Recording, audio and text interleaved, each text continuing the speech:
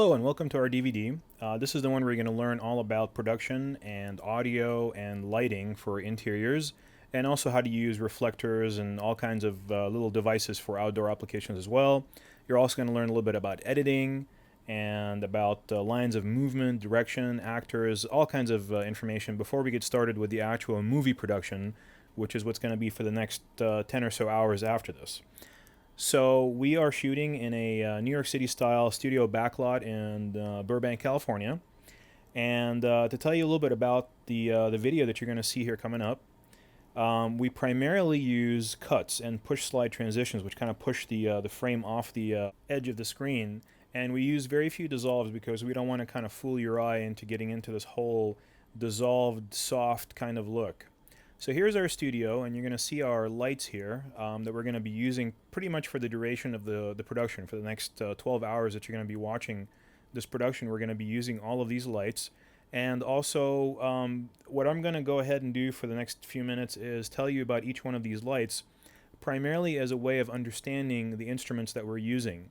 So the first one we're using is the RE 2000 watt Fresnel. It's stand mounted. It is able to push and get you a really good lux rating, as you can see on the back wall there, from really far away. And then we're going to also use the RE 1000 watt Fresnel, which is also stand mounted. The RE 650 is pretty much the workhorse of the set. It's the one we're going to use the most. Here's the 650 again from another angle, and you can see how far away it is from the back wall compared to the 300 and the 150. The 300 watt is great for backlights. It's primarily the backlight king of production. The size of the lens is perfect for making a backlight. And then after that, we're going to get into the 150. The 150 Fresnel is going to be the best light that you can use for rim lighting or kicker lights from the sides of the actor, and also for spotlighting certain details in the set. The reason being is it's just the right wattage. You never have to dim it up or down. And then we also have the 400 watt HMI Par unit. And this one, as you can see, produces a blue light on the background as opposed to a tungsten light, because we are at tungsten white balance right now as opposed to daylight white balance. That requires a ballast as well too. It's a complex, expensive light to use, but we'll show you in the next 12 hours exactly how to get the most out of it. There's the throw of the 2000 watt Fresnel. You can see exactly what kind of spot is generating from that distance at that exposure. There's the 1000 watt spot. You can see how the size of that circle gets smaller and smaller. The larger lights not only can throw more light, but they can also throw it over a larger area. So the bigger the light, the more of a spread you're going to get, and the longer of a throw. Here's the 300 watt right now, and that's the spread it's going to have on a back wall at about that distance. And coming up is the little 150, which is one of my favorite little lights. It's sometimes referred to as an Inky Dink, which is a kind of a carryover from another company that used to manufacture lights like that. And you can see the large circle that the HMI is producing at that exposure. This is all at the exact same exposure at about f5.6. It's at 5500 degrees Kelvin daylight output, so the light appears blue when the white balance is set at 3200 degrees Kelvin. The lamp requires an associated ballast, and that ballast will feed the proper voltage and power to an igniter, which ignites the lamp, giving us a light output of an HMI that's 4 times brighter than the same wattage lamp in tungsten. Therefore, with only a 200 watt HMI bulb, we can get the equivalent light output that we would get from an 800 watt tungsten halogen lamp, which would require even more than what this 650 is able to do. The second thing about the HMI lamp is the color temperature of the light is at daylight. In order to match the color temperature with the tungsten lamp, we would have to add a blue filter in the front of the light that would reduce about 50% of the light output. So in actuality, this HMI lamp at 200 watts is putting out the equivalent light of what a 1600 watt tungsten bulb would have to do in a fixture, with a blue filter knocking it down 50%, and only then would you have an equivalent. And you'll see that we use that little kind of symbol, that little squiggly symbol. That denotes approximately. So whenever you see that, it says this is approximately where we're at. The reason being is that you can't really measure exactly what the HMI is putting out unless you actually use a color meter. So there's our model, Laura. She's a very nice young lady. You're going to be seeing her a lot. She was also one of the actresses in our movie. There she is at tungsten 3200 degrees Kelvin white balance in that HMI light. She looks blue, but when we change over to daylight white balance, she goes into the correct color. The reason being is that the bulb was intended to mimic the look of daylight, the color of daylight, so that you can use it in conjunction with daylight and fill in shadows that are produced by the sun or in daylight conditions. This fixture right now has 2900 Kelvin tungsten lamps in it, and the camera is balanced for daylight. That's why it looks a little orange to you right now. Once I switch the camera, now you can see that it goes back to its normal white color because the camera's balanced to that level. Now we're going to talk about modifier tests for silks, black nets, and flags. What are all these things? Well, a silk primarily is what we're going to see right here. It's kind of like a very soft, thin white material that is used to diffuse a light source and make the light appear bigger to the model. And we're going to see exactly what it does. The net is that the black netting material in the back there with the red rim. And what it does is it just cuts down the intensity of the light, but it doesn't diffuse it. The flag, what it's doing right there with that key light, is it's there to cut the amount of light entirely. It does not allow any light to pass through. So silks and other diffusers enlarge the light source and wrap the light around the subject. They convert a specular hard light into a diffuse soft light. Cinegel number 3026, brought in 2 or 3 feet in front of the light source, has a very dramatic effect on the overall quality of the light. It obliterates all the shadows and gives you a perfect soft field. So in all of our tests, the model is 8 feet to the key light, 10 feet to the camera, 9 feet from the back wall, and 24 feet from the kicker light.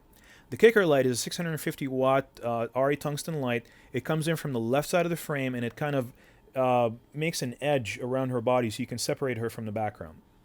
And also the key light is going to be our main light source, which is all the lights that we just saw in that pass-through of all the RE lights. We're going to discuss every single one of those lights as being a key light. And also the back wall is that actual brick wall. We're 9 feet from the back wall, and we're 10 feet to the camera. Now for the actual modifier tests, for actually testing the nets and the silks and all those modifiers, we're going to use a 2000 watt stand-mounted RE Fresnel, which is that first light that we saw at the beginning. So we're at f4.0 is that symbol that you see in the bottom left-hand corner. That's the exposure that's set at the camera. And right now when you see where there's the text that says no modifier right there in the center, that means we're not using a black silk or a net or a flag in the frame. And when we use it, we'll actually tell you what we're using exactly and the grade of it. So in this situation right here, we're going to live video. You can see the model is finally moving now. We're going to drop in a one-stop silk. Now what's a one-stop silk? A one-stop silk is going to absorb half the light that is being directed at it. So we'll have to make an exposure compensation, as you can see there, with the iris dial. And so here we are brightening up the frame, and we're going to an f2.8 exposure where we were at an f4.0 before. So watch this. This is a medium shot, just to really show you exactly what that diffuser is doing. And we're at f4.0 with no modifier. There's no silk in the frame right now. And watch what happens when we drop it in. Everything gets a lot softer. The shadows get a lot softer. You can see her hair better. It's not as stark. Now here it is in a close-up. You can see when we actually drop it in right there, you can see the kind of her face tones, everything changes, the highlights on her face change, but you really can't tell what's happening to the shadow because the back wall is too far away from her. You can't really see the shadow. So we dropped in a white card right behind her so you can really see what's going to happen to that shadow right behind her. So here she is, and here we drop in the one-stop silk, and you can really see that shadow get really diffused. But it's really going to get diffused when we drop in a two-stop silk coming up here, which absorbs 4 times as much light as not having a silk at all, but it's really thick, so it really makes a very nice soft shadow. So look at that shadow back there. It is so soft right now. We're going to point it out for you. That's what you're looking for, is the edge of that shadow and how soft it becomes when you put in a two-stop silk as opposed to either a one-stop, which is that one right there. You can see the edge of the shadow right there. And we're also going to show you without any silk at all, with just the light hitting her, and what it's going to look like. And you're going to really see the difference. Look at that. It's a really dark, deep shadow. It has a very definite edge. It's you know, it's good for certain applications, but for doing close-ups and stuff, it's good to diffuse the shadow a little bit. Now we're going to start using the black net, which is that black net with the red rim that we saw before. This is a one-stop black net. As you can see, all it does is it knocks down the intensity of the light without affecting the shadow quality or the quality of the light itself. It doesn't diffuse it, it doesn't make it softer, it's the same shadow, it's just more dim, so we have to make an exposure adjustment with the camera. So here's how you use it. If you have a one-stop net, you can actually reduce the intensity that's only hitting her body, for instance, only her outfit, and draw more attention to her face. And here's what happens when we take it away. It's just a one even exposure all the way down. Now here's what happens when we put in a flag. A flag just cuts all the light entirely that you're going to see through the flag. It's a completely opaque material. So when it goes in, it just completely flags the light that is actually hitting her costume from the key light. And all you see is just the rim light separating her body from the background. Flags are absolutely fantastic tools. They are probably one of the most useful tools that you have on the set to, and we'll show you exactly how to use them, to cut light off of certain areas of the set entirely. And I'm sure you've heard the old adage, it's not what you light, it's what you don't light. So what you flag the light off of the background, the unimportant parts of the background, or the things that are actually distracting in the background that you actually flag light off of, those are the things that are going to make a nice frame rather than what you actually light. It's easy to kind of light somebody who's just sitting in front of the camera, but when you try to get light off of things that are distracting from that subject, that's the art form, and we'll show you exactly how to do that coming up here. So the first thing we're going to do right now is we're going to go over all the lights again and exactly what kind of beam spread they have and what kind of a throw they have. So the beam spread is how wide they actually spread their beam at a certain given distance, and also the throw is how intense they are at a given distance, which is the model is at the exact same spot. We haven't moved her, the light's in the exact same spot, and we're going down the line from the 2000 down to the 150. So here we are, we're checking the beam spread and the exposure along the entire body of the model. We're not doing anything weird there. I know it kind of looks funny, but just to tell you how serious we were, we did this for every single light. So the model is still 8 feet to the key light, 10 feet to the camera, 9 feet from the back wall, 24 feet from the kicker light. Nothing's changed. The only difference is that this time we reduce the kicker light in intensity as the key lights get less intense. So the 650 watt light, when it becomes a key light, is going to put out a lot less light than a 2000 watt light that we had before. So what's going to happen is the kicker light, that edge light, is going to become a lot more pronounced. It's going to kind of fool the eye and you won't really know what the shadows are doing behind her. So we're going to reduce that kicker light in intensity by using metal scrim as we progress down the line, as the wattage of the key light becomes less and less intense. But that's the only thing that's changing in the frame, so everything else is remaining exactly the same. So the first thing we're going to talk about is how to spot a Fresnel. It means narrowing and magnifying the beam by moving the bulb further away from the Fresnel lens. Once the fixture is on, you then can either spot or flood the fixture by the thermally insulated knob on the rear of the fixture.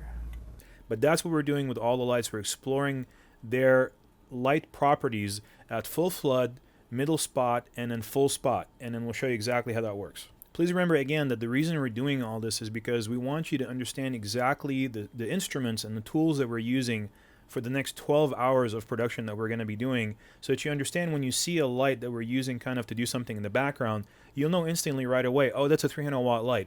I know exactly what it's going to do at about 10 or 12 feet. I know exactly what it's going to do, what kind of shadow it's going to make, and how much I can spot it or not. One last note about spotting a Fresnel: it also enlarges the size of the filament as seen by the subject, thus softening the light quality.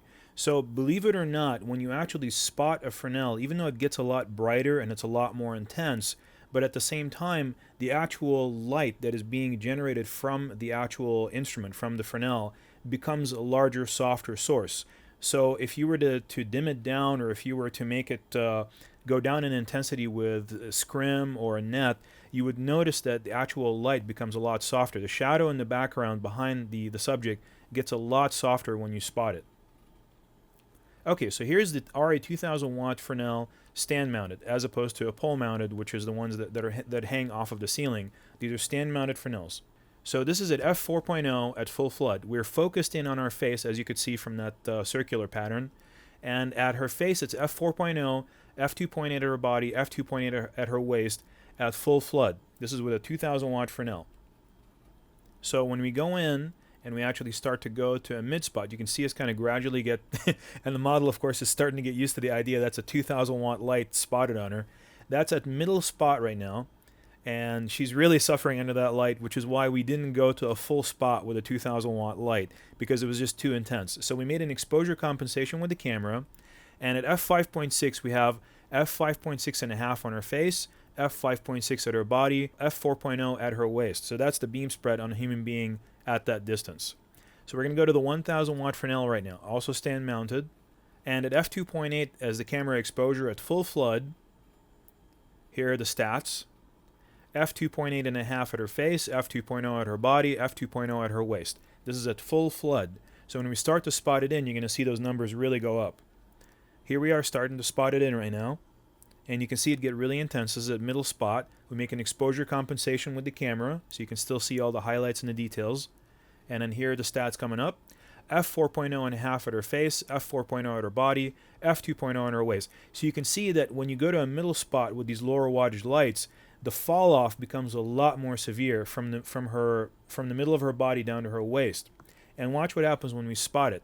f5.6 on her face, f2.8 at her body, f1.4 at her waist. So it's a really sharp fall off now. So here's the 650 right now. This is the workhorse of the set.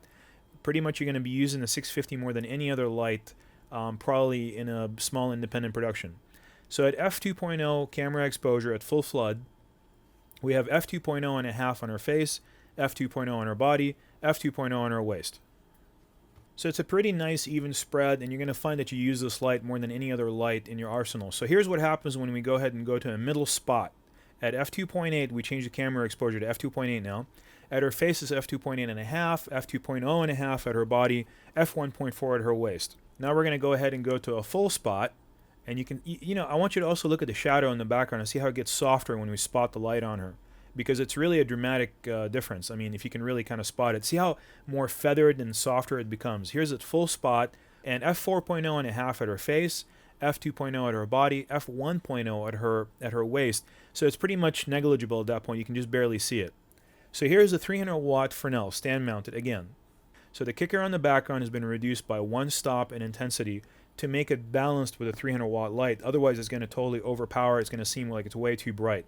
So we reduced it by double. So at f1.4 camera exposure at full flood, we're at f1.4 and a half on her face, f1.4 on her body, f1.4 at her waist. This is not a light that's designed to act as a key light. It's designed to act as a backlight, for which it serves a really good purpose. But just to really show you, you cannot use a 300 watt light as a key light. It's just not going to do a good job unless you go to about a spot or a middle spot. So at a middle spot, we're at f2.0 on the camera, and we're going to look at the stats here. f2.0 and a half on her face, f2.0 on her body, f1.0 at her waist. So we're starting to get a decent exposure on her face. So if we used it just as an eye light or a catch light from the camera, it would actually work really well. But it's primarily to use as a backlight. So when we go to a full spot, we're going to change the camera exposure from f2.0 to f2.8. We're going to also notice that her face is in f2.8 right now, her body's at f2.0, and her waist is f1.0. So it becomes also much more negligible. It's nowhere near as powerful as 650. 650 is going to be your main set light. The RE150 is a wonderful light to use as a highlight or an effect light, or to use as a rim light or a kicker light from the side. It is beyond the camera's lens speed and sensitivity until spotted. So at the very beginning, the camera is just not able to resolve it at that distance. It's not designed to act as a face light or as a key light. So the kicker light's been reduced by 6 stops in intensity. That's 2 times 2 times 2 times 2 times 2 times 2. That's a lot. It's been reduced a lot to balance with this 150. So here it is at full flood at f1.4. So her face is at f1.0. The body and the waist are way too low to be able to measure with a light meter at this point. So when we start to go ahead and go to a middle spot, we can start to see a little bit more detail coming up in her face right here. And we do not need to make an exposure adjustment with the camera yet. It's still just barely coming into exposure. We're still at f1.4 in her face, f1.0 in her body, too low on the waist. So essentially at that point, we're starting to get a little bit of an exposure with the 150. When we go to a full spot, the stats are going to change just a little bit. We're going to be at a f1.4 and a half on her face, f1.0 on her body, and then the waist is also going to be too low to measure with the light. So next coming up is going to be the 400 watt HMI Par light. And a Par just means it has a different kind of a lens than a Fresnel lens built into it, and you can attach different kinds of lenses to that Par lens, which will show you how that works. The intensity has been reduced 3 stops, 8 times, with black net to protect the model from bright light. So this is at f8.0 with no lens. So there's no lens inserted into the HMI right now. We're going to start dropping in lenses here, and each one of them we're going to give you the color of the lens. So we're going to change the exposure to f5.6.5 when we drop in the black lens. You'll notice that that lens didn't really do very much to the light spread. It just made it more even. It took away that kind of unevenness inside the light, but it's still very spotty. So we're going to go ahead and go back to f8.0 with no lens right now, and you can see how there's kind of like a little bit of unevenness in the beam right there. When we drop in the lens, it makes it very even. And this is with the green lens. It made it a little bit more of a medium, kind of medium spot. And this is an f8.0 with no lens again. And we're going to drop in now the blue lens, and we changed it down to f5.6 3/4. So we increased the exposure to compensate. Now back again to no lens at f8.0. So all these lenses are absorbing light. They're reducing the amount of light that's coming out of the HMI, but they're making the beam more spread out and much nicer. This is a flood lens. It has reduced the exposure. We're increasing our exposure to compensate to f4.0. This is the orange lens. So we're back up to no lens now, and we put in another super flood lens, and we had to increase our exposure to f2.8.5. So it's 3.5 stops to put in the white lens, but that's the nicest, one of the nicest lights that you can get out of that HMI. Don't forget, this whole time we had reduced the exposure of that HMI by 8 times, 3 stops. We put in 3 double scrims. So you can imagine just how much output this light has that we're actually not even using, you know. So it's a very, very bright light source. It has to be used with care, but it also can be a wonderful addition to your set. So now we're going to switch gears. We're going to go to KinoFlow. KinoFlow makes these wonderful fluorescent lights, and we're going to use the 4-foot 4-bank production unit with 4 2900K lamps. So the KinoFlow lights make great fill lights because they are large sources that create soft, even shadows, and they also generate almost no heat in tight quarters. So you can have a bunch of them in a room and you'll never heat up the room at all. You can also use daylight or tungsten tubes or mix them up, which means that if you walk into a situation where you need daylight, blue light, you can put in blue tubes in them. If you walk in a situation where you need to balance with tungsten lights, you can put in the tungsten tubes in them and get that kind of a light. You never have to worry about, oh, I have to gel everything to make it all the same color temperature. You just change the bulbs and you get all the same intensity of the light. Another really great treat is that the Diva lights, which are another version of the KinoFlow lights, they dim from 100% to 0% with a very minor shift in color temperature. And on the reverse side is where your dimming is taking place. You've got a manual dimmer, so you can either dim up or down, of course. There's also a remote dim input where you can put a 15-foot remote dimmer that hardwires, which will allow you to put the Diva light up very high on set and still be able to dim it from the ground level. They also have a 2-tube or 4-tube selector switch to cut half the intensity without dimming. And also, the production models, they give you control over each individual tube. They don't dim, but they give you the option to turn on and off each individual tube, which are really just the best thing in the whole world. We're using the ballast right there, which is the power supply for the unit, to turn on each individual tube, and here they are coming on at the actual unit. And here's one of our gaffers, and he's going to tell you some more about what a ballast actually is. Well, what a ballast does in this situation, especially with the KinoFlow, is that it converts the AC current, which is your typical ordinary wall socket electricity, and converts it into a higher voltage current, which will power the KinoFlow. And you hook it up like this. Very simple.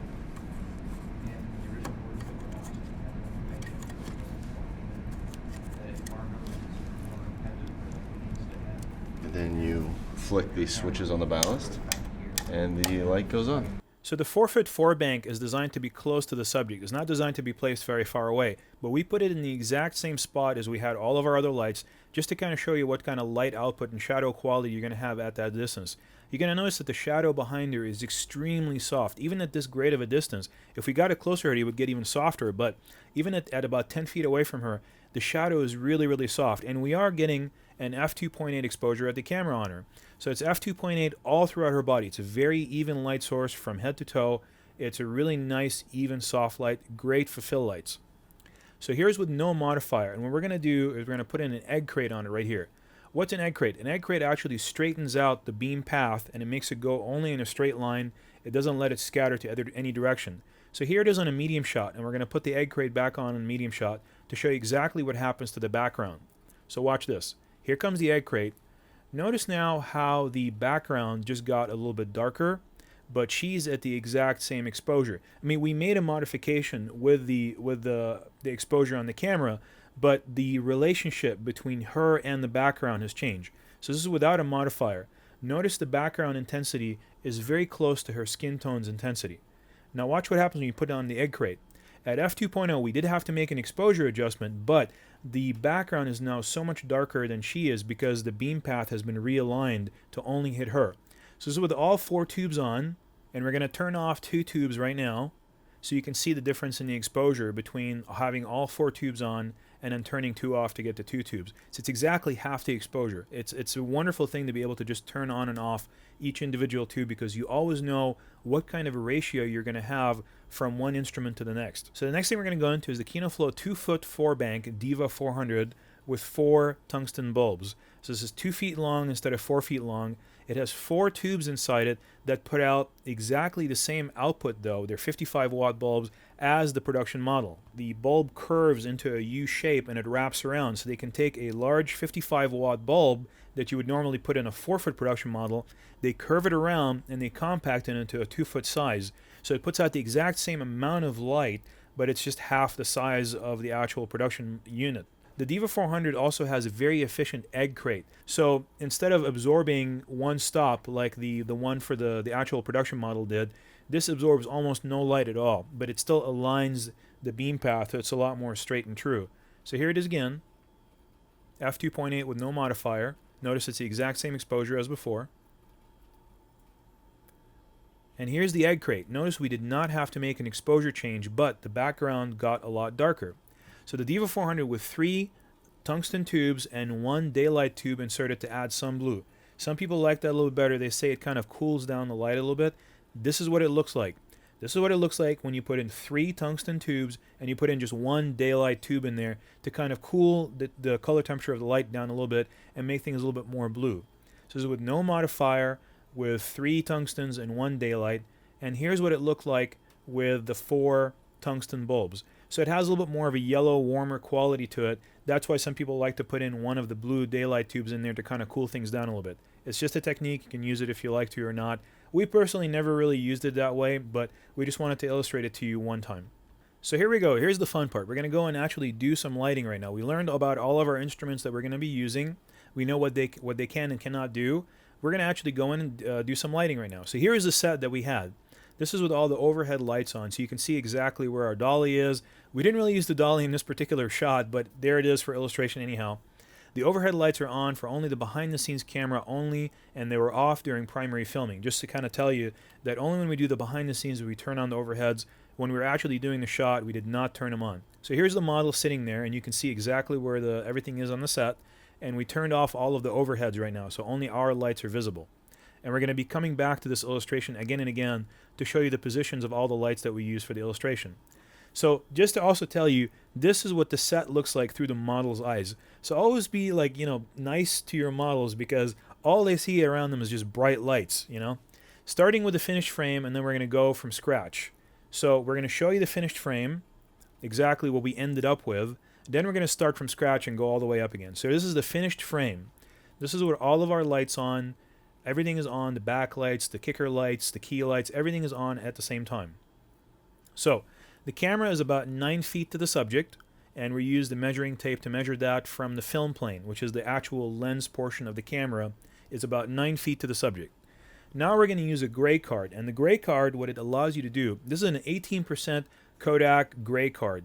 18% Kodak gray is also what's considered middle gray by photographers, and it has a very direct response or very direct relationship to 50 IREs in video scale. So if you have your zebra settings on the camera set to 50 IREs and you point it at this gray card and it reads 50 IREs, you know for a fact that this model is perfectly exposed for that light. You can also use a light meter, like a spot light meter, as our DP right there is using, to take a direct reading off of that gray card. And whatever the reading is off of that gray card, which we'll show you here exactly what part of it you're supposed to concentrate on. Whatever the reading off of that gray card is, that's what you're supposed to program into the camera if the light meter is calibrated with the camera. So if the actual reading of the light meter says, let's say f5.6, then that is off of middle gray. That should be your exposure for the camera. And also, one last point of note is that you're supposed to point the gray card directly in between the key light and the camera. So not to the camera, not to the key light, directly in between. The reason that you do that is so that you don't have a highlight on that gray card that into thinking that it's actually brighter than it really is. But if you point it directly in between the light and the camera, it's always going to give you an accurate 18% gray reading. We're going to go ahead and put in at this point an incident light meter. That incident light meter, this particular Sekonic model right here, allows you to extend this bulb. We're going to see it a lot more later on in the series, but it allows you to extend this white bulb out of its receptacle, and that white bulb is shaped to mimic the human face, the dimensions of human face, the way it protrudes out of the actual receptacle. And it's also treated so that it measures the light exactly just like an 18% gray card does. So if you don't want to have to read off of an 18% gray card, you can always take a light reading with an incident light directly from the subject, pointing directly back at the camera. So you put the bulb right there in front of the subject, pointed directly at the camera, and then you don't have to take a spot meter off an 18% gray card anymore. Now here we are using a Greta Macbeth color checker chart. What the color checker chart allows you to do is to kind of, when you get back to editing, when you get back in the studio and you're editing your footage, to know that when you see a skin tone and it's supposed to be, let's say, a pinkish skin tone, what in reality was pink in that particular lighting situation. So this has a bunch of different colors that are easily found in nature. As you can see, the painting behind her has that type of green that's in there as well, and her skin tone is also mimicked in the pinkish skin tone in the top left hand corner. They also have blue sky in there, and when you go into a closer shot, you can really see the colors there, and you can see that when she changes the angle of the lights, they actually kind of change, so you're supposed to direct that right back directly at the camera.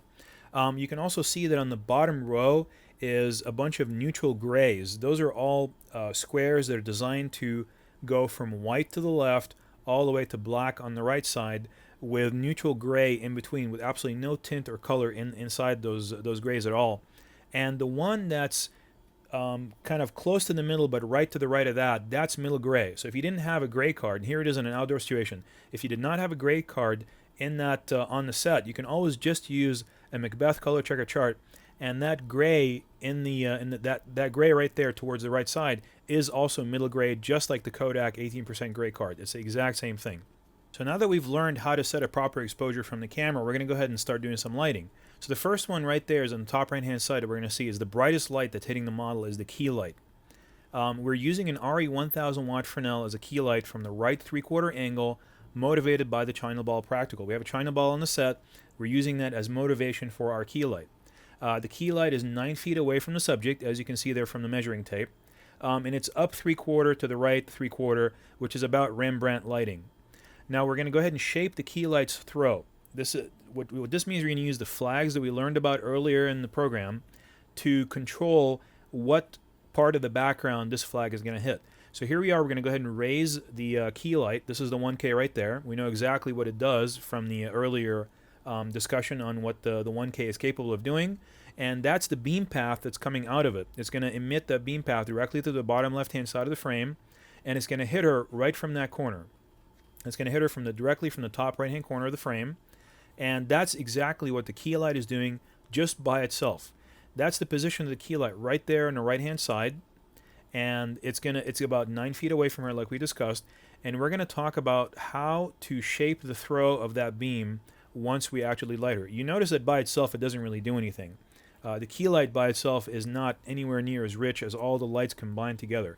So we're going to go ahead and use a flag to cut the shadow of the China ball from the back wall. The China ball is right there on the top right hand side. That's what's supposed to be motivating our key light. So we're going to go ahead and use this flag right here.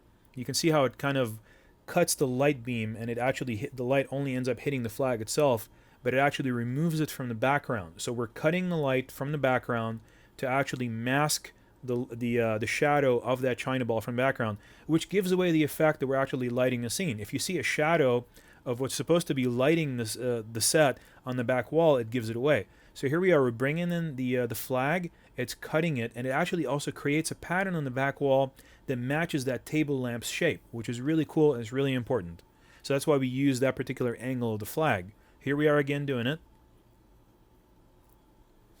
And now the next thing we're going to do is we're going to also use another flag to cut the stray light from the table lamp practical itself. And all these lamps that are actually in the set, the China ball, the table lamp, they're all called practicals. So here we are, we're bringing another flag to cut the light off of that. That way when the light comes on inside that practical, it doesn't feel like it's also being lit by another source. Then it looks cheesy, it looks unmotivated, it looks like it's lit, and it takes you out of the effect. So adding practicals on dimmers to keep them below 100 IRE. So we're going to put everything, all of our set practicals, all those little lights are going to go on dimmers so we can dim their intensity. Here's one of them right there, that's a table lamp. And coming up are the other two on the left-hand side right there. You can see that ball light on the floor and also that kind of different kind of light that's sitting on the table. And they're all on dimmers so that we can control their intensity. The table lamp is 2 feet away from the subject, just so you can take a little measurement, make sure you know exactly how far everything is away from the subject. And there's the dimmers in action right there. They're just standard $7, $8 dimmers that we bought. It allows us to dim the intensity of the practical to make sure it doesn't burn out white. Anything above 100 IRE in an NTSC system is going to burn out white. You won't see any gradation in tone. It won't feel right. It won't feel like it's actually a lamp. It'll just feel like it's just a white blob there. So if you use the dimmer, you can control the intensity perfectly just to make sure that you have exactly the right look to the practical without being too bright. There's the other two that are in the background. We're going to control both of those right now. And so that's burned out. So we're going to bring it down from that burned out look.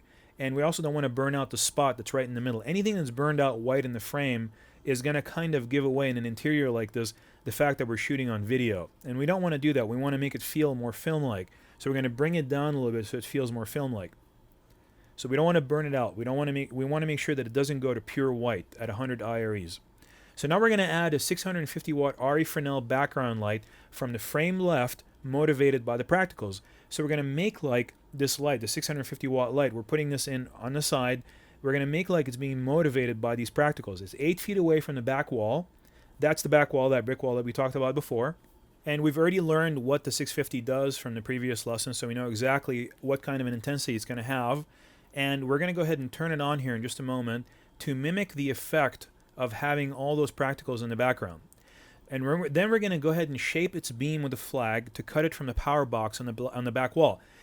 The fact that there's a shadow there from that power box gives away the fact that we're using a set light. So we're going to put this flag in there right there, and we're going to use that flag to cut the light off of the power box. And that makes it so that it doesn't give away the fact that we're lighting the set. It makes it feel like the actual practicals themselves are lighting the set. And see what happens now? We flag the light off of the left side of the frame. It makes it feel like those lamps back there in the background are actually giving off that light that's hitting the back wall. So now we're going to add the 300 watt RE Fresnel background light from the frame left to bring up the painting. So that's another way to use the 300 watt lights, is to use them for effect lights. Now here's the actual position of the 300 watt light, and it's the painting that's right in front of it is what it's actually lighting in this particular circumstance. So here we are, we're turning it on and off just so you can see what it's doing. And we're going to go ahead and spot it on that painting. And you can see us spotting and flooding. You've already seen this video before when we were showing you how to spot a Fresnel. And we're going to use the barn doors to make it only hit the painting. We don't want it to hit anything else but just the painting. Okay, and here we are turning it on and off so you can see what it's doing. And of course the exposure of this camera, this behind the scenes camera, is different exposure than what we're using in the main camera. So it is a correct exposure. And here's what happens when you flood it. So we're going to go ahead and turn on that light. You can see that right in that painting back there. It's the perfect amount of light. It doesn't overpower the shot. It doesn't take away attention from her. It just enriches the shot. It doesn't make it feel like the painting is now the focus of the entire frame. She's still the focus. She's brighter. So now we're going to add another 300 watt RE Fresnel backlight from directly behind her to bring up her hair and separate her from the background. So here's the position of the 300 watt backlight. It's directly in line with the camera. So it's directly behind her, in line with the camera. If you draw a straight line from the camera to the model, the backlight has to be directly behind her along that straight line. It's 12 feet from the subject, and we're putting it up really high. And whenever, of course, you put up a light that high, you want to make sure to always put a lot of sandbags on the C-stand or whatever stand that you're using to put the light up that high. So here it is coming on. You can see it kind of separating her from the background there and bringing up her hair. So it's really important. The backlight is one of the most important lights of the set, one of the basic components in the 3-point lighting system. Now we're going to add two 150 watt RE Fresnel kicker lights from the back 3/4 on both sides of her to bring up her hair and separate her from the background. So here's the positions of the 150s. There's the one on the left, and coming up is the one on the right. That's that one right there. And they're going to hit her from both sides, from behind her body, and bring up the sides of her hair and separate her even more from the background.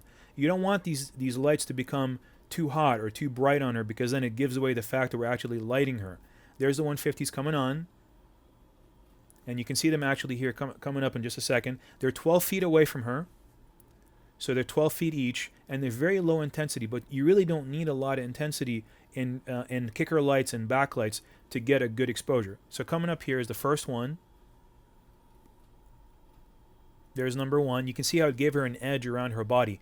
Even from 12 feet away and 150 watts, it's still more than enough to separate her from the background. It won't make a good key light, but it'll make a great kicker light or a backlight.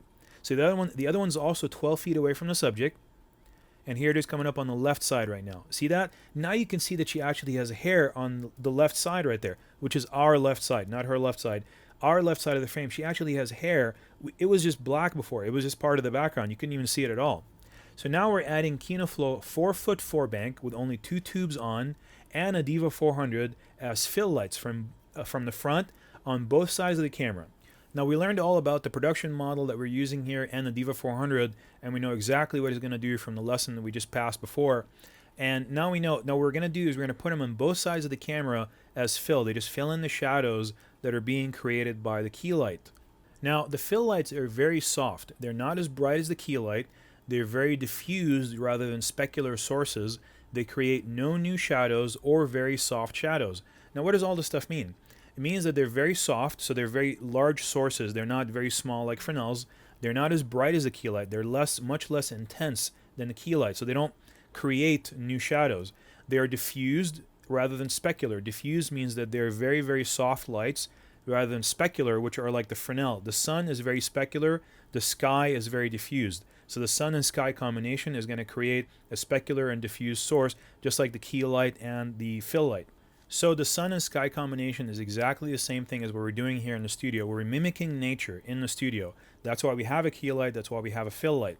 The key light comes in and makes the direction of the light. The fill light comes in, it fills in the shadows. So they're supposed to create no new shadows or very soft shadows, which is why KinoFlows are excellent, excellent fill lights. And we're going to see them being used again and again throughout the entire series. All these principles that I'm giving you right now are going to seem kind of bleak and hard to understand, but we're going to go into this stuff so far in depth later on in the series. So just kind of hold on and you'll learn all these concepts as we go. So here's the set, and we're going to show you the position of the first fill light right there on the right side of the camera, and coming up is the second fill light on the left side of the camera. That's the Diva 400. And we're using 2 fill lights because you really kind of want it to fill in the shadows from both sides of the camera. You don't have to use 2, but if you want to, you can. So here we are, we're turning on all 4 tubes on the production model, and here they are coming on. That's a production model, the 4-foot 4-bank. We again learned all about that before, and it takes a couple of minutes for the tubes to actually warm up to the proper color temperature. We're going to turn off the 2 side tubes on the outside, 1 and then 2, and it is 6 feet to the subject, which means that this fill light is actually 6 feet away from the subject, so you'll know from the proportions of all the set exactly how far away all these lights are. The Diva 400 right there on the right side of the frame is 8 feet to the subject. The reason it's further away is we don't need it to actually be as intense as the 4-foot 4-bank. And here they are coming on. Here's the 4-foot 4-bank coming on right there, and there's the Diva coming on right after it. So you can see it filled in the shadows a little bit. The shadows are still there from the key light, but they're just a little bit more filled in. They're not quite as dark, as black as they were before. They're more dark gray now. So now we're going to add the China ball, the final practical, which acts as a motivation for our key lights, direction, intensity, color, and quality. And you'll ask, those are some pretty big words. What do all these words mean? Direction, intensity, color, and quality. Well, first of all, the China ball, the final practical that we're turning on, the reason we're turning on as the last practical is just to show you that the practical itself that's supposed to be lighting the model is not even necessary for us to actually have it on at all to get a good exposure on her and to make things look really nice. It just comes in at the end as kind of icing on the cake for the entire scene to make it feel like all this lighting is motivated from it. So we are actually copying its direction, intensity, color, and quality. We're copying the direction, we're making our key light come in from the top right-hand side of the frame, so it's in the same direction as this practical. We're copying the intensity so that it feels like the key light is about as intense as that China ball would be if it were sitting right there and actually lighting our model.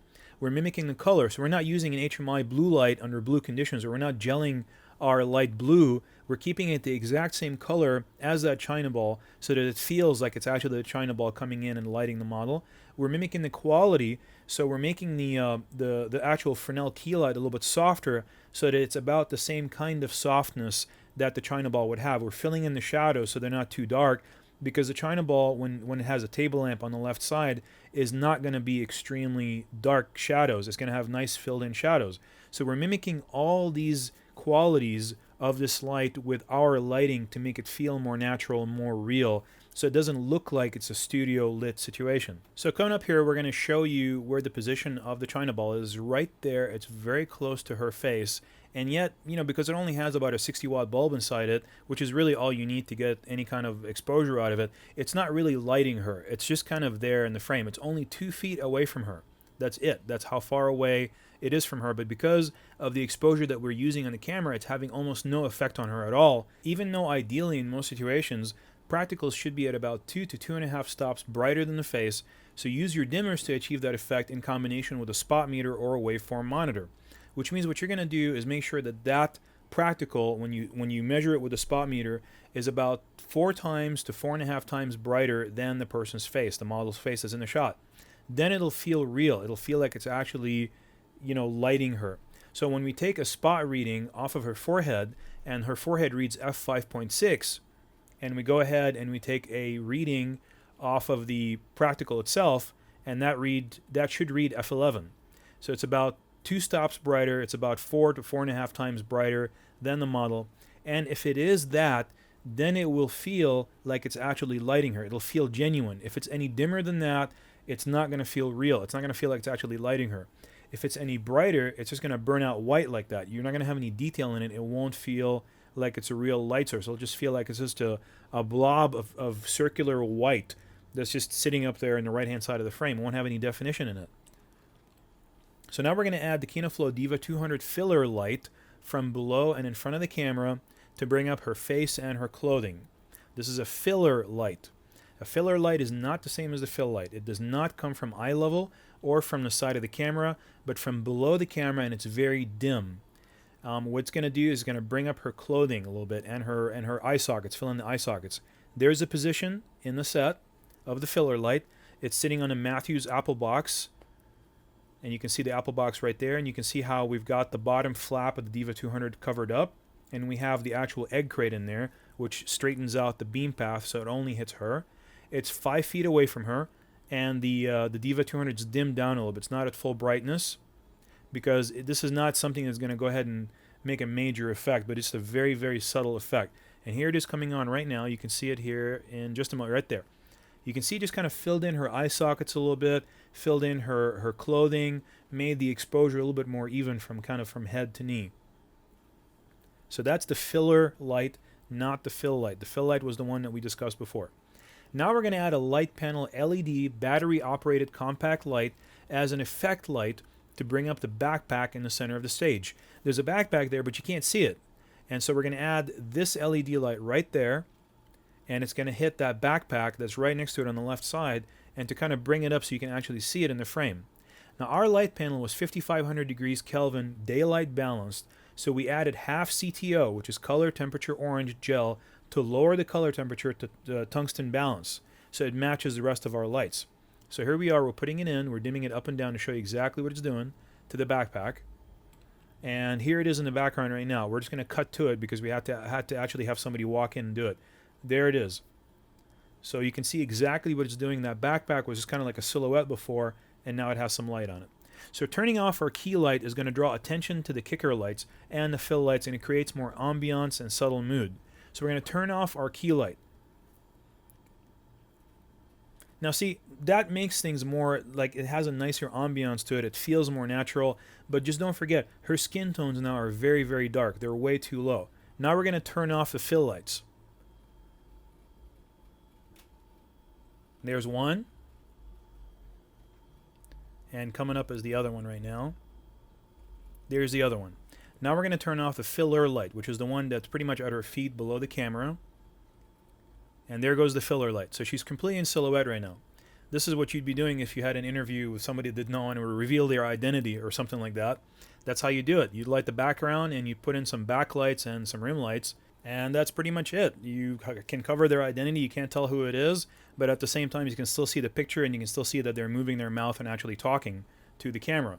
So now we're going to turn on the kicker lights. Those are the 3/4 back, left and right lights that bring up her hair, and they outline her body against the background. There goes the other one right there. Now we're going to turn off the backlight, which is the light that's directly behind her up high. There she goes. Now she's completely in silhouette, no light on her at all except for the practicals. There goes the effect light on the painting, that 300-watt Fresnel that we saw before. Now we're going to turn off the background light, which hits the back wall. There goes the background light. So you just see her with nothing but practicals now. Now we're going to turn off all the practicals. There goes the first two. And here goes the China ball. And a table lamp. The only thing we have left was just that baglet. So the practicals have some or no effect on lighting the scene. They act as motivation for almost all of our interior lighting choices, but they don't actually light the scene usually. If you'd arrived on the set and you'd done no lighting but simply used the practicals and turned up the camera's picture gain adjustment at 12 decibels, so you just gained up, this is what kind of an image you're going to have.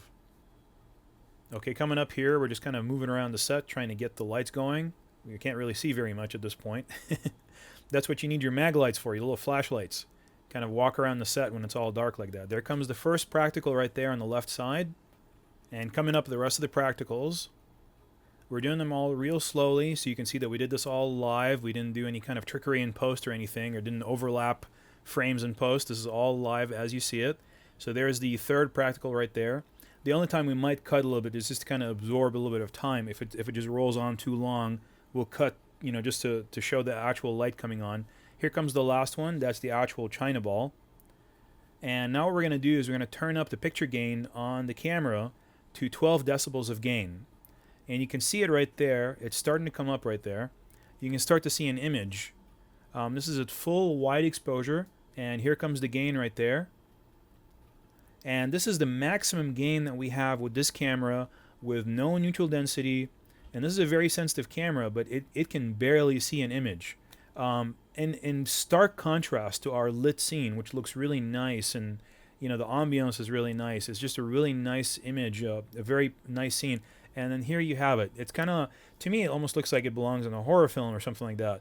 But that's just my opinion. Some people like this look. They really like that kind of look with the burned out practicals. And sometimes I do too. I mean, if I'm shooting something that's correct for that type of mood, I will use that type of lighting. But for all intents and purposes, most of the time, you're going to want to shoot a nice image or a nice picture that's well lit. You can see everything in the frame, but you can only see certain things that you want to see. That's what you need lighting for. So now that we've shown you the right way and another way to do it, we're going to show you the totally wrong way to do it. This is the dreaded double shadow on the back wall and her neck using flat lighting with two specular sources on both sides of the camera. And we're also using no fill light, so the shadows are going to be very dark. Now the dreaded double shadow means that there's two major shadows behind her head, which means that there's not just one shadow anymore that is created by one key light.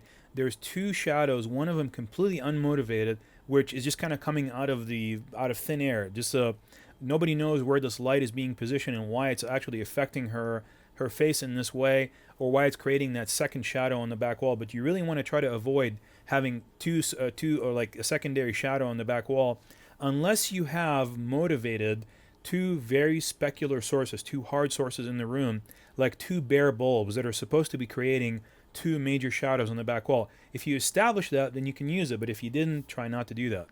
And I also just want to let you know that the DP has 100% asked me to tell you that he would never light the scene like this normally. It's just because we're trying to show you the wrong way to do it.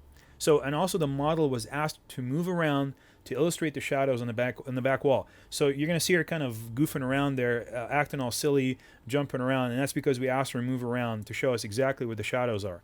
Because when she's still, you can't see them. There's the first one. There's the second one right there. And you can really see it when we turn off the other light. You can see the other one kind of coming on and off. It's just wrong. This is like totally wrong lighting. You don't want to do this. This is very amateurish. Unless you're doing something very specific, that is, you're motivating these two lights from practical sources, and they're supposed to be like that. So here's an accelerated setup from scratch to finish. We're going to show you how we did everything from the very beginning all the way to the end. That's what we started with, and we had a very, very patient model. She is very, very patient. Sat through all the stuff for hours and hours and hours, did not complain. So you see her a lot in the movie. She's one of the stars in the movie. Actually, I guess you already saw the movie at this point, but you'll see her a lot in the making of the movie. You know, all the behind the scenes and everything, and, you know, us working with her. There's that China ball kind of wiggling in and out there, trying to find its place. And there's the background light being adjusted. Turn everything off, turn it on, start from scratch with nothing but the practicals. There's the practicals coming on. There's the background light, the effect light for the painting, the backlight, the kicker light on the left, kicker light on the right, filler light, fill light on the left, fill light on the right, and the key light. There's the key light. So that's it from start to finish. So you can see exactly where we started with and where we ended up. One of our patented approaches to teaching, so you can really see exactly how we do everything. You'll find that for the rest of the series, we're going to mask no struggles, which means we're going to show you all of our struggles, everything we have to go through to achieve everything. And hopefully you'll learn from that principle. Now the next thing we're going to talk about is lighting ratios for just a minute or so. Key to fill, key only. This is just lighting her on a close-up with just the key only, without using the fill light. And we're going to bring up the fill at 3:1 ratio. So we're just dimming up the fill just a little bit to fill in those shadows that are on the right side of her face. And now we're going to change to a 2:1. You'll notice that the shadows are more illuminated now. It's less of a contrasty type of image. Now we're going to go to a 1.5:1 here in just a second. There's a 1.5:1. You see there's even more light in the shadows lighting the frame. That looks really nice. It's very pleasing for video. It looks really nice for the format that we're shooting in. So lighting ratio primarily is adjusting the fill light in relation to the key light. The key light is at a very fixed intensity. It's at that intensity. Then you bring in the fill light to fill in the shadows from the direction of the camera slowly until you hit that perfect kind of ratio that you're looking for. Most of the times 2:1, 1.5:1 is really great for video.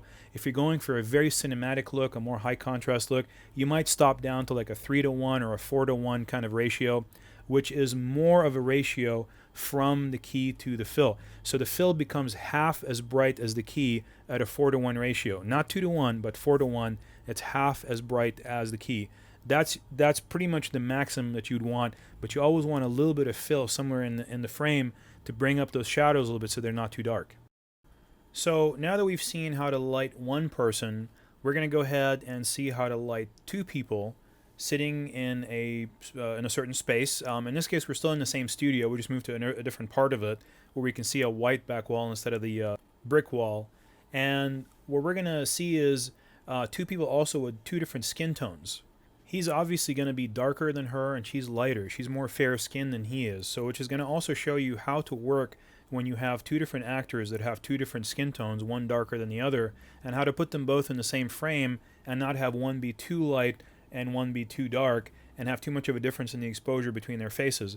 We're going to show you how to position a soft key light kind of closer to the darker skinned person so that you can kind of balance both of them in that particular method. What we're also going to talk about is exposure. We already talked about exposure a little bit and how to take an incident light reading before with that incident light meter that has the bulb sticking out. But also we're going to talk about how to take a contrast reading, which means reading individual lights by making that bulb kind of go back into its receptacle to read individual lights and check lighting contrast, which is a lighting ratio between key to fill to other lights. So here the DP is taking a reading off of her face. Now this has the bulb out. You can see that it's actually sticking out of the meter, and he's taking the reading off of his face. That just gives you general lighting at that particular position. So when the bulb is sticking out, it's taking in, factoring in all the different lights that are actually hitting the actor from the front towards the camera. And here he is taking it from a lot of different directions, from the bottom, from the top, and kind of just getting an overall light reading. But when he shrinks it back in there, when he puts the white bulb back into its receptacle, he's taking a reading of only that particular light that is facing the meter at that point. So the meter will actually give you a reading of just what that light is doing and what kind of output it's having at that particular distance from it. So now let's talk about lighting. This is something we've been waiting to do. This is lighting two subjects sitting in the frame. The actors are about 6 feet to the camera, and the reason we're telling you that is just so that you always know exactly how far away the actors are from the camera for us to achieve a certain effect with our lens that you're seeing in front of you.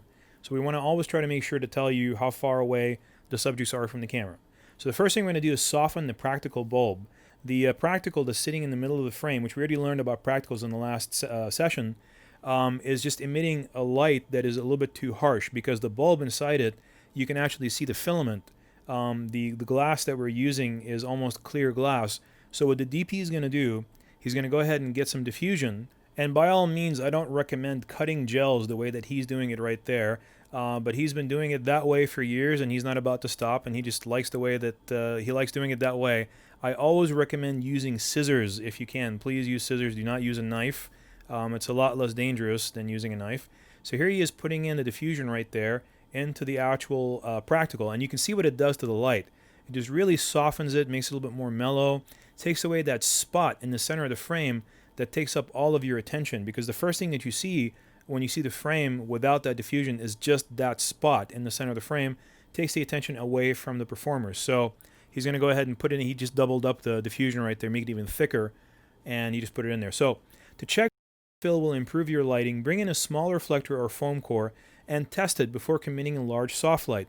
So before you bring in a huge soft light and put all the effort into it, just bring in a little piece of foam core and see if it's actually helping at all before you actually bring in any kind of a soft source. Because we were going to add a soft light right there, but then we brought in this foam core and realized that we didn't really need to do that. It wasn't really taking away or doing anything by not putting it in there, so we just scrapped it. So the key light for both actors at position 1 is 5 feet to the subject. It's the same instrument as the fill light, but dimmed up brighter. They're both Diva 200s. They're these little Diva 200s that have 2 tubes. We learned about them in the last series, in the last session, I mean, and they're just only 2 tubes, KinoFlow fluorescent lights. They're dimmable, and we have those warming gels on them. So they're 5 feet away from the subjects. And what I mean by warming gels is about half CTO. That's color temperature orange. We learned about those gels a little bit ago. What they do is they just warm up the light a little bit, make it more orange and a little bit less blue. So they lean it towards the red more so it becomes more orange. And it creates a light that feels like it's being motivated from our practical lamp, which is really important. We also learned about that in the last session, that it's really important to motivate not just the direction, but also the color of the light with your key light to make sure that it matches the practical light that's supposed to be lighting these 2 actors. And we're going to really get into that here as soon as we get into the actual breakdown of the lighting that we did.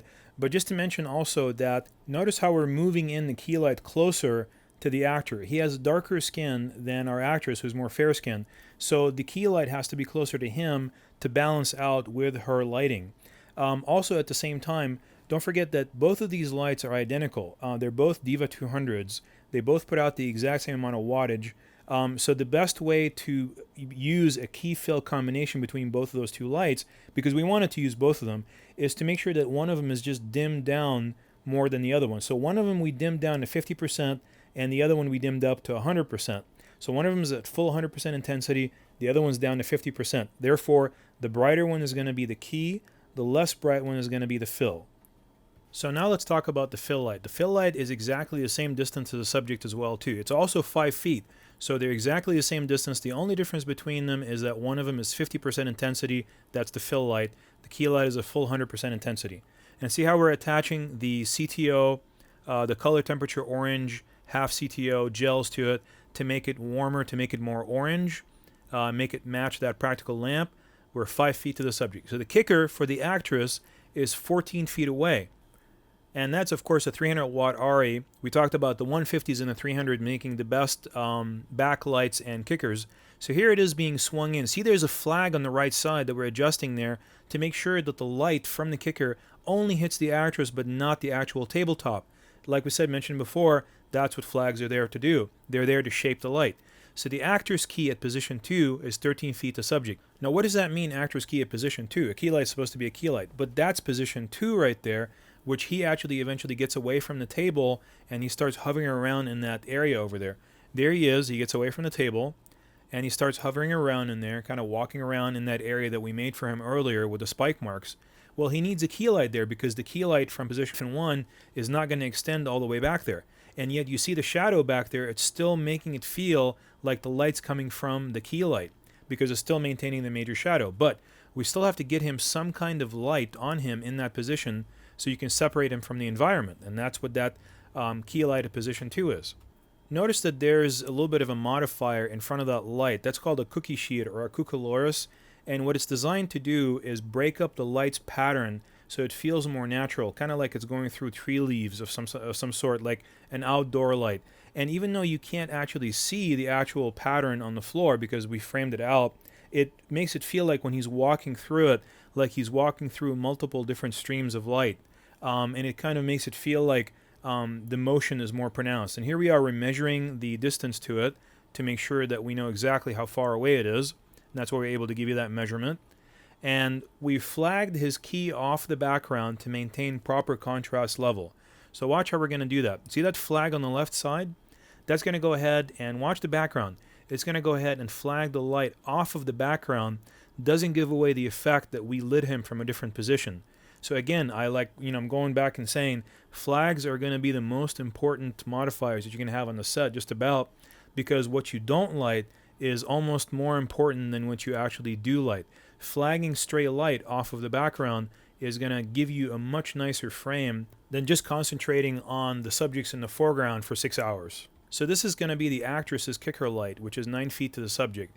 What it's doing is going to bring her up and separate her from the background without affecting the actor next to her. So here comes the DP, and he's bringing in a black net. This is a double black net. It has that red rim, which means that it's a double. It reduces light intensity by a full stop, which is double. So it halves the amount of light that goes through it. If you put in 300 watts through it, you're going to get 150 watts on the other side. He's putting it in front of this 300 watt RE right there, and he's going to feather it so that it only hits her and it doesn't hit the actor. But we don't want to block it completely. We want it to still hit him a little bit, but we don't want to block it completely. That's why the flag is there. The flag is there to block it from the table, but the actual scrim or the net is there to only make sure that it only hits her at full intensity and hits him at half intensity. So the actress kicker at position 2 is 9 feet away from the subject. At position 2, that's when he's walking around back there, and we want it to also separate him from the background on the right side of the frame.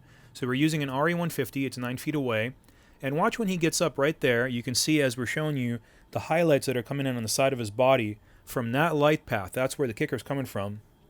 And it's illuminating him back there when he's standing around and separating him from the background. It's giving him an edge light on the right side of his body. Now the background light is 6 feet away from the background. That's the one that hits the back wall, like the one we saw before in the last session.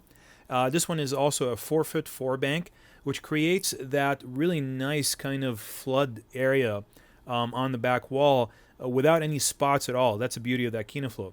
So, and if you're using expensive roll gels and you don't want to cut it, just lay the entire roll down in the instrument like the KinoFlow 4-foot 4-bank, just like that. And that way you don't have to actually cut it. You just roll it on there, and then when you're done with that shot, you just roll it back up onto the spool. That way you don't have to cut it every single time into little pieces.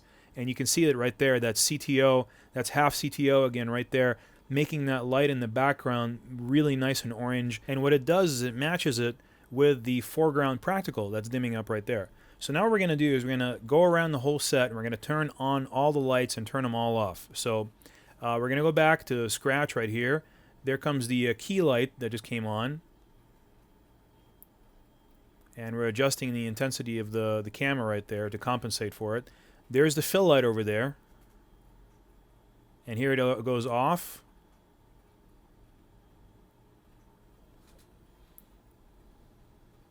And here it comes back on. That's the fill light right there. That's that other Diva 200 off to the left side.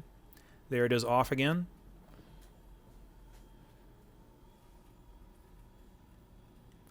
And there it is back on again. We're going to keep doing this again and again until everybody gets exactly how we did this. And here comes the key light. That's off. Off. And then here it is coming back on and off again and off again. You can see exactly what each one is doing. I want to make sure that you guys get exactly the separation of duty here between every single one of these lights. Now here comes the kicker light back there. Watch her face right there. It's a very minor change, but you can see it in her hair. It separates her hair a little bit from the background. We didn't want a lot. We just wanted a little bit. It's been black netted off of him. It only hits her. And the DP is walking around right now to the other kicker light. And you're going to see what that does. That's a little bit more of a change. You can see that in the left side of her hair right there. It's very subtle. We don't want to overpower that foreground practical. We don't want to make like really bright lights. We just want it to feel natural and separate the actress from the environment, from the background. So here goes position 2 right now. Now the actor's in position 2. And we're turning on and off his key light at position 2. So you can see exactly what it's doing. There's the DP right now with the key light. You see that? He just kind of is immersed in darkness right there. It doesn't feel right. That light, if you were in a situation like that, would extend back there. You'd still see something back there if it was real life. Now here's his kicker at position 2. You can see what it's doing right there. See that? It's making an edge on his body right there. And again, now this is her kicker at position 1.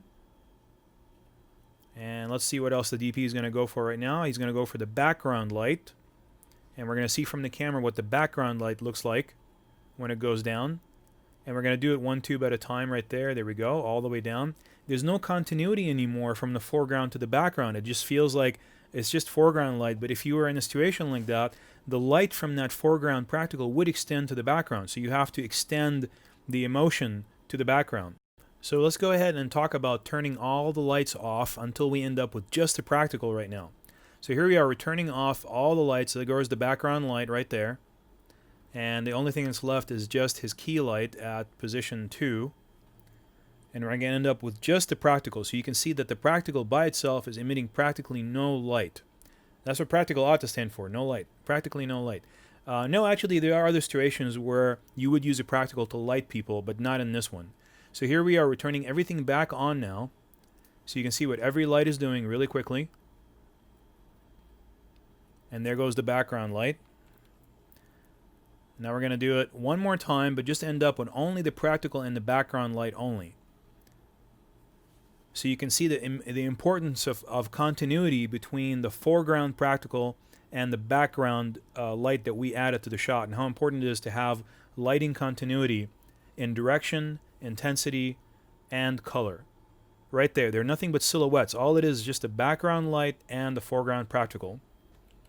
See how much control you have over your set. When you start lighting, you can make just about any mood that you want on the set when you understand where all the lights are coming from. Here comes her kicker lights are coming up right now.